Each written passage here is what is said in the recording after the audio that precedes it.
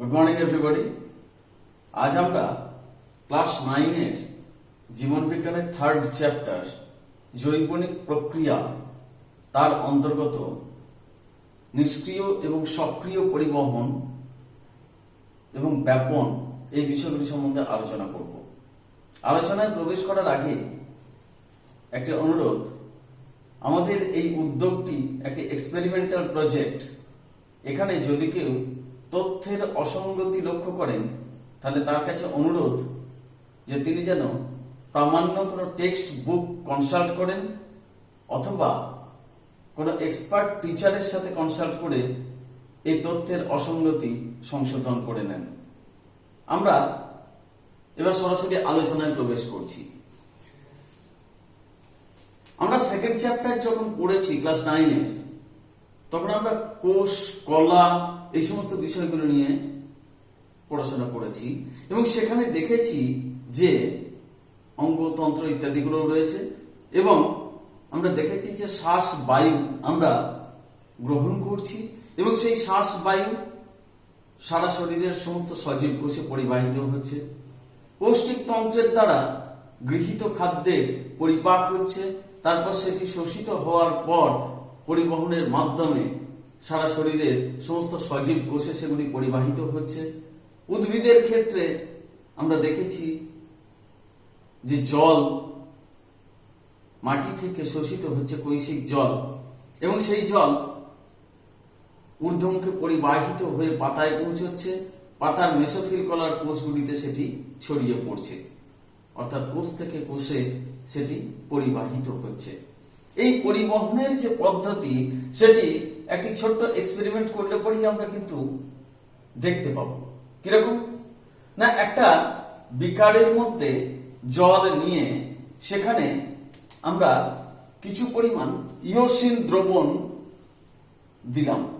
একটি বিকারের মধ্যে আমরা জল দিলাম এবং সেই জলে কিছু পরিমাণ ইওসিন দ্রবণ যদি আমরা দিয়ে থাকি তাহলে জলটি লাল বর্ণের হবে এবং সেখানে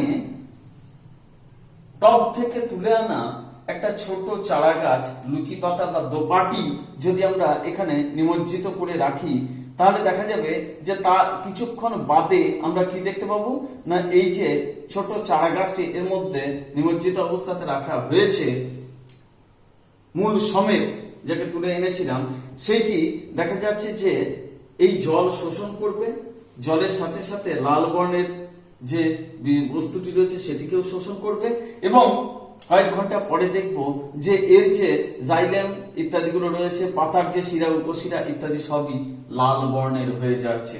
এটা আমরা ছোট পরীক্ষা যে কোনো সময়তেই করতে পারি এবং এর মাধ্যমে তাহলে কি প্রমাণ হচ্ছে না, উদ্ভিদ মূল দিয়ে জল শোষণ করছে এবং সেই জল জাইলেম বাহিকার মাধ্যমে উপরের দিকে পরিবাহিত হচ্ছে এবং পাতা, শিরা, উপশিরা ইত্যাদি যেখানে রয়েছে তার মাধ্যমে সেটি সারা শরীরে ছড়িয়ে পড়ছে। তো এই যে পরিবহন, সেই পরিবহনের দুটি পদ্ধতির কথা এখানে বলবো আমরা আলোচনা করব, যার একটি হচ্ছে নিষ্ক্রিয় পরিবহন, আরেকটি হচ্ছে সক্রিয় পরিবহন। এই নিষ্ক্রিয় পরিবহন কাকে বলবো আর সক্রিয় পরিবহনই বা কাকে বলবো? নিষ্ক্রিয় পরিবহনের নির্দিষ্ট কতগুলি বৈশিষ্ট্য রয়েছে, সক্রিয় পরিবহনেরও নির্দিষ্ট কতগুলি বৈশিষ্ট্য রয়েছে। নিষ্ক্রিয় পরিবহনের অন্যতম প্রধান বৈশিষ্ট্য যেটা, সেটি হচ্ছে কোনো জৈব অণু নির্গত বা অন্য কোনো ধরনের শক্তির প্রয়োজন হয় না এই পদ্ধতিতে। এই পদ্ধতিতে কোনো শক্তির প্রয়োজন হয় না, শক্তির ব্যবহার হয় না। দ্বিতীয়ত হচ্ছে যে এটি তড়িৎ রাসায়নিক নতিমাত্রার সপক্ষে ঘটে।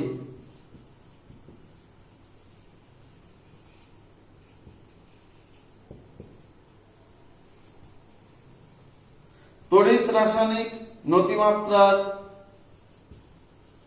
সপক্ষে ঘটে থাকে। তৃতীয়ত হচ্ছে এটি বাহকের উপস্থিতি অনেক সময়তেই প্রয়োজন হয়, বাহক থাকলেও হয়, বাহক নির্ভর অথবা বাহকের উপস্থিতি ছাড়াই।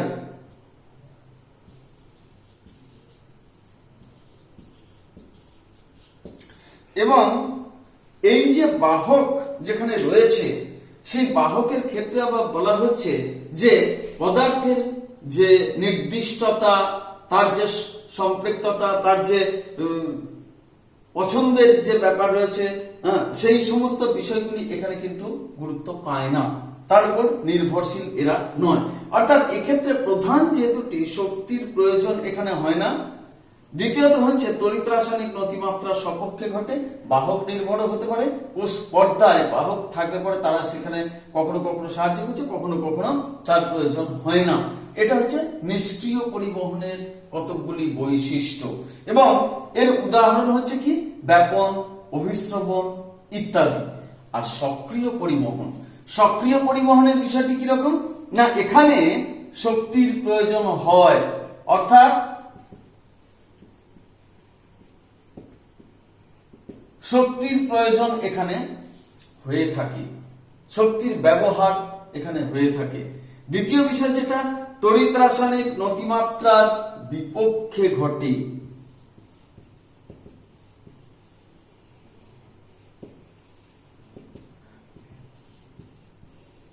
তড়িৎ রাসায়নিক নতিমাত্রার বিপক্ষে ঘটে থাকে এটা বাহক নির্ভর, অবশ্যই বাহক নির্ভর প্রক্রিয়া, এবং সেক্ষেত্রে পদার্থের সুনির্দিষ্টতা ইত্যাদি অত্যন্ত গুরুত্বপূর্ণ একটি বিষয় হয়ে দাঁড়ায়। পদার্থের সুনির্দিষ্টতা এবং সম্পৃক্ততা, প্রতিযোগিতা ইত্যাদি বিষয়গুলো এখানে গুরুত্বপূর্ণ।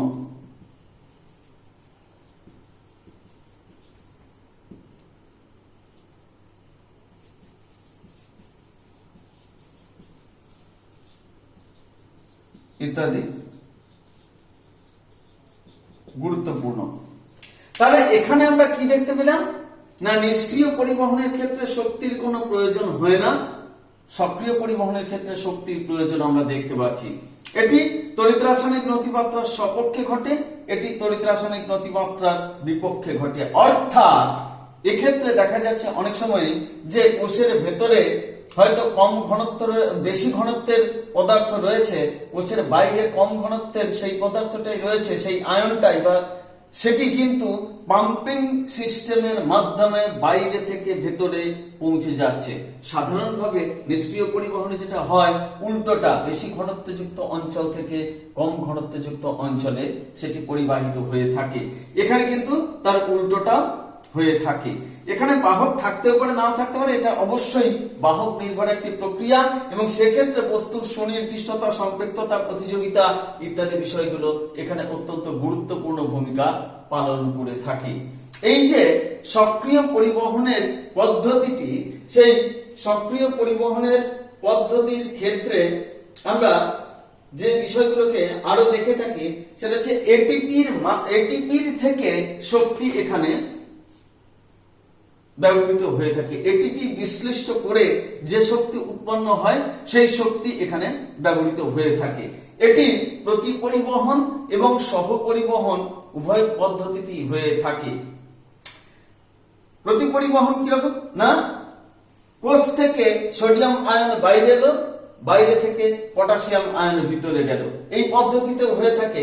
আবার অনেক সময়তে একই সাথে সহ পরিবহনের যে বিষয়টি সেটিও হয়ে থাকে, সোডিয়াম আয়ন এবং গ্লুকোজ একই সাথে কোষের মধ্যে প্রবিষ্ট হয়ে থাকে। এটি গ্লুকোজের শোষণ প্রক্রিয়াতে আমরা দেখতে পাই। এই পদ্ধতিতেও কিন্তু বিষয়টি ঘটে থাকে। আমরা এরপরে আসছি এই যে নিষ্ক্রিয় পরিবহন, তার যে ব্যাপন, অভিস্রবণ ইত্যাদি পদ্ধতি যেগুলি রয়েছে সেগুলি সম্বন্ধে আমরা এবার আলোচনা করব। এখন ব্যাপন এই শব্দটি সাথে আমরা আগেও পরিচিত হয়েছি। ব্যাপন কাকে বলে, কিভাবে এটি সংঘটিত হয়ে থাকে সেগুলি এবং তার গুরুত্ব, তার যে বৈশিষ্ট্য, এই বিষয়গুলি সম্বন্ধে আমরা এবার আলোচনা করব। ব্যাপন নিষ্ক্রিয় পরিবহনের উদাহরণ হিসেবে, পদ্ধতি হিসেবে বলা যেতে পারে ব্যাপন। সে ব্যাপনের সম্বন্ধে আমরা আলোচনা করব। ব্যাপন কাকে বলবো আমরা জানি যে পদার্থের অণুগুলি সর্বদাই সঞ্চালনশীল বা গতিশীল। এটি ব্রাউন, বিজ্ঞানী রবার্ট ব্রাউন এটি সর্বপ্রথম আবিষ্কার করেছিলেন এবং তিনি দেখিয়েছিলেন যে গ্যাসীয় পদার্থের যে অণুগুলি সেগুলির মধ্যে পারস্পরিক যে আকর্ষণ সেটির বল সর্বাপেক্ষা কম এবং সেগুলি ইচ্ছামতো মুভ করতে পারে। তরলের ক্ষেত্রে এসে দেখা যাচ্ছে যে অত ফ্রি মুভমেন্ট সেখানে তারা করতে পারে না, তাদের মধ্যে যেন একটা অদৃশ্য বন্ধন সেখানে রয়েছে, যার জন্য ইচ্ছামতো তারা অতখানি মুভমেন্ট করতে পারে না। কঠিন পদার্থে এসে দেখা যাচ্ছে সেই বন্ধন আরো তীব্র আকার ধারণ করেছে এবং তার ফলে তাদের যে মুভমেন্ট সেটি প্রায় বন্ধ হয়ে গেছে। এইভাবে দেখা যাচ্ছে যে পদার্থের যে সমস্ত গতিশীল অণুগুলি রয়েছে সেই গতিশীল অণুগুলি তাদের নিজস্ব গতিশক্তির গুণে বেশি ঘনত্ব থেকে কম ঘনত্বের দিকে যে ভৌত পদ্ধতিতে ছড়িয়ে পড়ে তাকেই বলা হয় ব্যাপন পদ্ধতি।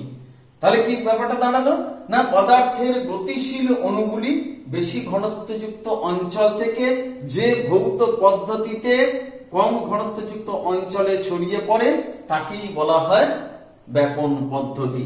এই হচ্ছে একটা পাত্রে আমরা জল নিয়েছি, জলের মধ্যে আমরা দেখা যাচ্ছে যে বেশি ঘনত্ব যুক্ত একটি পদার্থ ধরা গেল, সেটি একটি তুঁতের কেলাস বা চিনির দানা বা মিছরি ইত্যাদি আমরা তার মধ্যে ফেলে দিলাম। এখান থেকে পদার্থের অণুগুলো সর্বত্র ছড়িয়ে পড়ছে। এই যে ছড়িয়ে পড়া অর্থাৎ যেখানে তার কোনো ঘনত্ব এই বস্তুটি যেখানে নেই সেই সর্বত্র সেটি সমানভাবে ছড়িয়ে পড়ে এটিকে সমঘনত্বে উপনীত করলো। এটা হচ্ছে ব্যাপনের পদ্ধতি। এখন এই যে ব্যাপন সেটি আমরা দেখতে পারি কি কি ভাবে হয়ে থাকে না, এই ব্যাপনটি হয়ে থাকে কঠিনে তরলে, তরলে তরলে,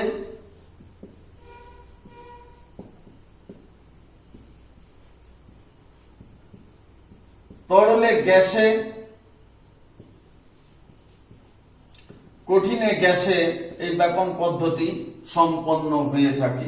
কঠিনে তরলে কিরকম না, এটা যেটা বললাম যে একটি পাত্রে জল নিয়ে তার মধ্যে তুঁতের কেলাস বা চিনি বা মিছরির দানা দিলাম, সেটি ধীরে ধীরে গলে যাবে।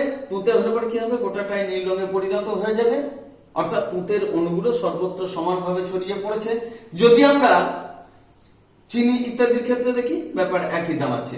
নেক্সট হচ্ছে তরলে তরলে, অর্থাৎ জলের মধ্যে যদি আমরা একটু আলতা ফেলি বা ইওসিন দ্রবণ যদি একটু দিয়ে দিই তাহলে দেখতে পাওয়া যাবে যে ওই ইওসিনের দ্রবণ বা আলতার যে তরল পদার্থ রয়েছে সেটি সর্বত্র সমানভাবে ছড়িয়ে পড়ছে। আমরা এটা একটা ছোট্ট এক্সপেরিমেন্ট করে দেখে নিতে পারি। এখানে আমি একটি গ্লাসে জল নিলাম এবং এই পাত্রের মধ্যে অল্প একটু আলতা নিয়েছি। এটা আমরা বাড়িতেই এক্সপেরিমেন্টটা করতে পারি এবং সেক্ষেত্রে দেখা যাচ্ছে এই জলের মধ্যে আমরা আলতা কয়েক ফোঁটা দিয়ে দিলাম। কিভাবে এটি ব্যাপৃত হচ্ছে সেটা আমরা দেখে নিতে পারবো।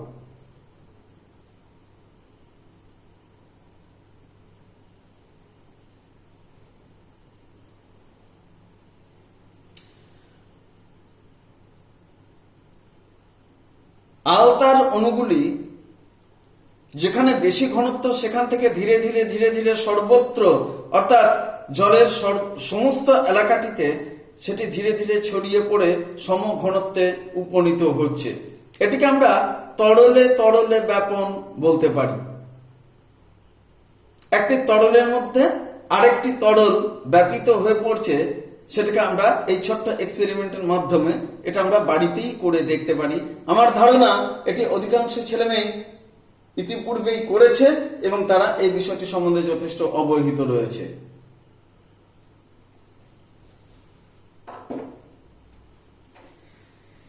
এছাড়া রয়েছে তরলে গ্যাসে। জলের মধ্যে অক্সিজেন এবং কার্বন ডাই অক্সাইড দ্রবীভূত অবস্থায় থাকে, সেই জন্যই জলের মধ্যে মাছগুলো জীবিত থাকে এবং জল থেকেই তারা অক্সিজেন গ্রহণ করতে পারে, জলেই তারা কার্বন ডাই অক্সাইড ত্যাগ করতে পারে।